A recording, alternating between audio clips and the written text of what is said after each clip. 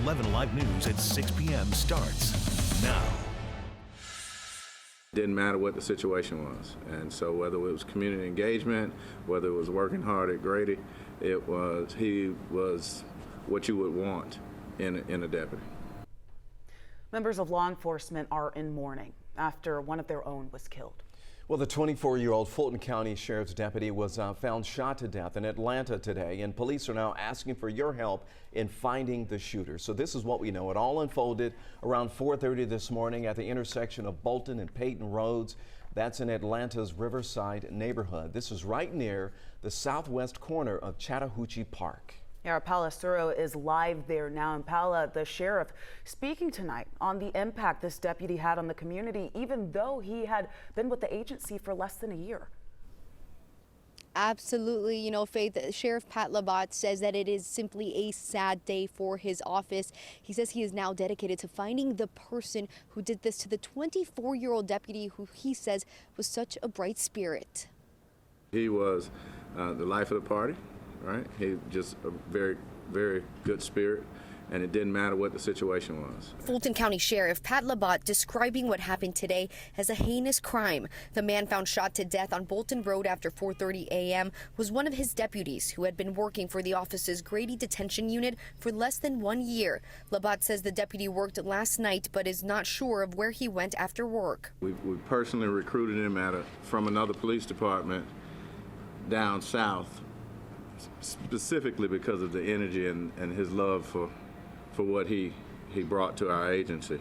Atlanta Police Major Peter Malecki says the deputy was found shot inside his car and he'd been in a crash. They're still trying to figure out if the shooting took place before or after the crash. We did have a second individual come forward and say that they were involved in an accident with that vehicle.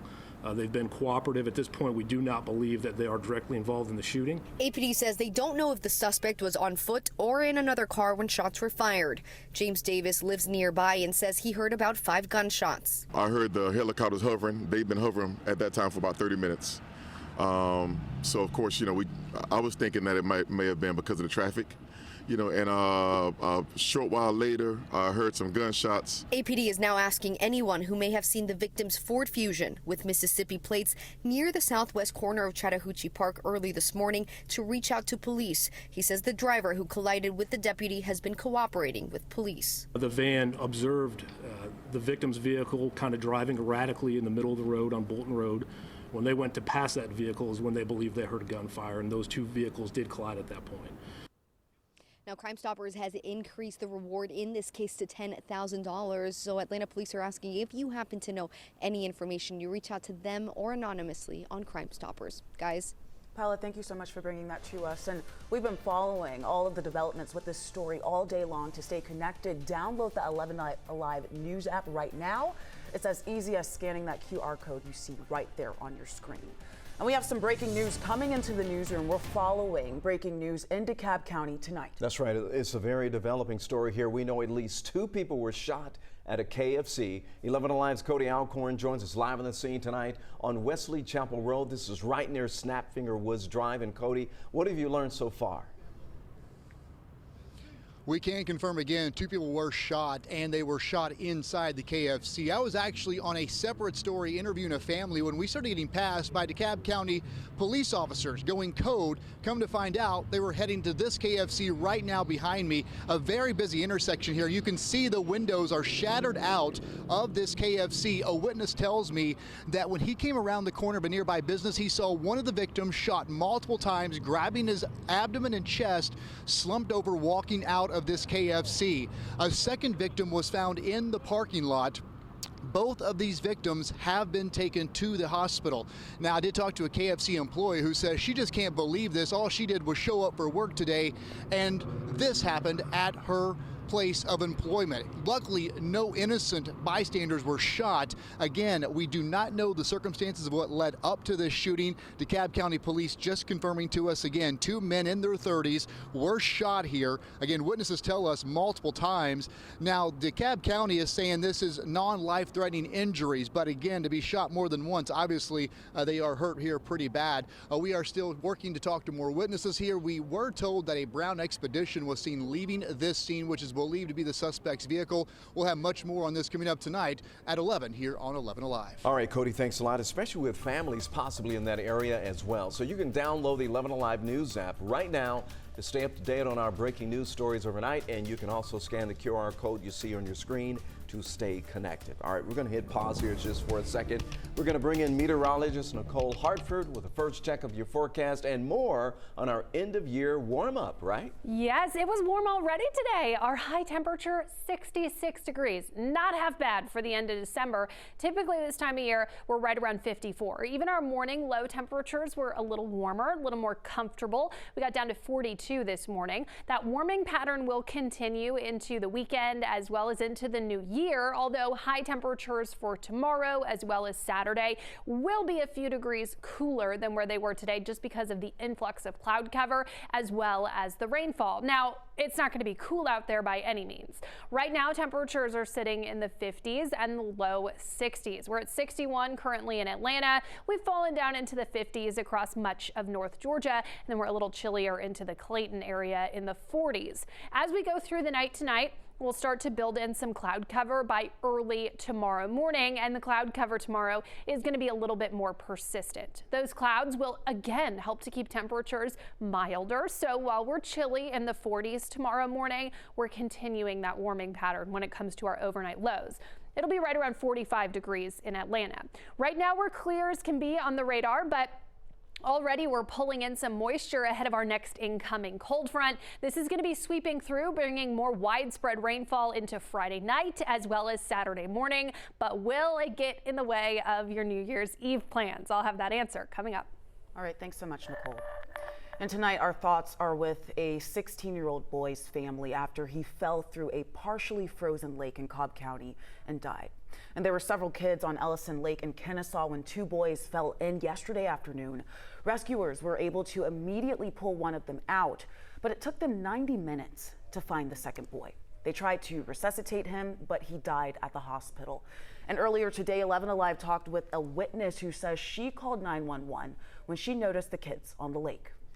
As I was pulling out of my driveway, backing out of my driveway, I looked over my shoulder and I saw one of the kids on the ice. And I knew, I grew up in the Northeast. I know ice rules, and it really terrified me. And I thought, this is not going to end well. Yeah, our thoughts are with that boy's family tonight. Cobb Fire says surface water temps were as low as 28 degrees, making it dangerous for rescuers. One had to be treated for hypothermia, another for cuts suffered during that rescue. And today's developments in the YSL RICO case involved 6 more suspects who are now dropped because of a deadline. Initially, 28 people were named in the indictment by the district attorney's office. That includes rappers Young Thug and Gunna. Gunna has taken a plea deal and he was already released. 4 of the suspects do not have lawyers to have not been arrested, and 7 more have taken plea deals. Jury selection for the remaining defendants is set to start next week. And the FBI is asking for your help identifying these vandalism suspects in Atlanta. Take a look here on your screen. 10 people are accused of vandalizing the Ebenezer Baptist Church on Jackson Street. This happened back on July 3rd. The message on the church read, quote, "If abortions aren't safe, neither are you." If you have any information, you're asked to call the FBI tip line. That number is 1-800-CALL-FBI. There is a reward of up to $10,000 for information leading to IDs and arrest. And happening right now, crews in DeKalb County working to put out a vehicle fire that got out of control. You can take a look at the scene captured just moments ago from our 11 Alive Sky Tracker. This was at a home along Murphy Street in Scottdale. We're told that this all started as a vehicle fire in a garage when the fire actually spread to the house. DeKalb Fire telling us tonight that there were no reported injuries.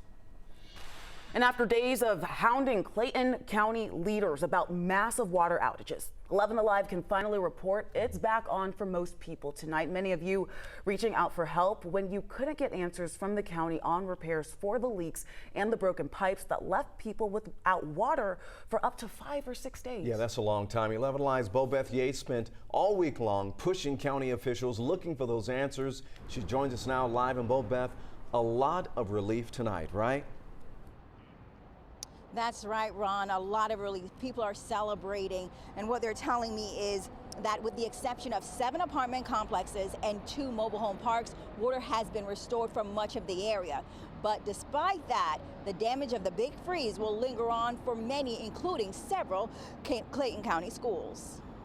Mount Zion High School, we had quite a significant leak, but we had significant leaks at other locations as well. Clayton County Superintendent Dr. Anthony Smith confirming several schools had massive water leaks after pipes burst on school property this week. We had Mount Zion High School, we had Kilpatrick Elementary, we had Forest Park Middle, we had Morrow High School, old and new, and we had Utopian Academy. There's a few others that had some what I consider minor issues, but all of them have been addressed. And while there are lingering issues at some schools, Smith says it won't impact students returning from holiday break next week. In some cases, there are ongoing damage. For instance, Adamson Middle School, we're concerned about the gymnasium floor. But overwhelmingly, we feel comfortable about having school on January the 3rd and January the 4th for our students without any significant distractions. Now, in addition to the damage at Clayton County schools, pipes also burst at the Clayton County Justice Center and the jail, but officials say all of that burst pipes and damage have been cleaned up, so they're back to operating. Sending it back to you guys in the studio. A lot of relief there in Clayton County. Thanks a lot. You know, here's a live look right now in Hartsfield-Jackson International Airport, where it's been another topsy-turvy day for Southwest Airlines. As we came on air tonight at 6 o'clock, the tracking website FlightAware showed 92 total canceled flights coming to or out of Atlanta, but all but 2 were Southwest Airlines. So that's roughly 4% of Southwest's entire fleet. Today, the world's largest low-cost carrier says that it expects to return to normal operations tomorrow. Southwest executives told 11 Alive and told the employees that crew scheduling this week, a major cause of that meltdown, has been fixed. And as for those passengers who were left stranded, the airline added a page to the website inviting them to submit receipts for any unexpected expenses. Well, get ready. Atlanta is getting ready to welcome in 2023 with the return of the Peach Drop. We're going to hear how the city is making sure everything this weekend is done safely when we come back.